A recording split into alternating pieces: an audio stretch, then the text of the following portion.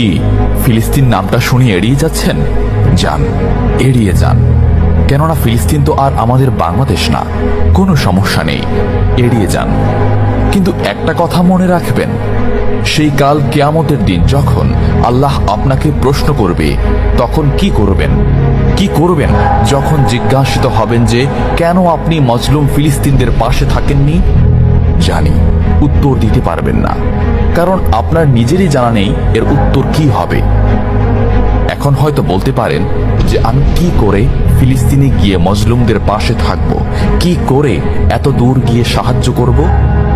হ্যাঁ, এইরকম প্রশ্ন যদি আপনার মনে উদয় হয়ে থাকে, তাহলে অবশ্যই আপনার মনে অলসতা আর বজ্রে ভরা। এই আধুনিক যুগে অস্ত্রের চেয়ে পাওয়ার হচ্ছে মিডিয়া, তাই মিডিয়ায় বেশি বেশি করে তা প্রচার করুন। হ্যাশট্যাগের মাধ্যমে প্রতিবাদ করুন। এই ক্ষুদ্র প্রতিবাদ একদিন অনেক বড় প্রতিবাদ হয়ে দাঁড়াবে।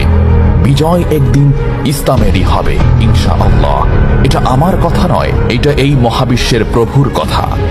একটা কথা মনে রাখবেন, ক্ষুদ্র ক্ষুদ্র বালিকণা, বিন্দু বিন্দু জল গড়ে তুলে পাহাড় পর্বত, সাগর অতল।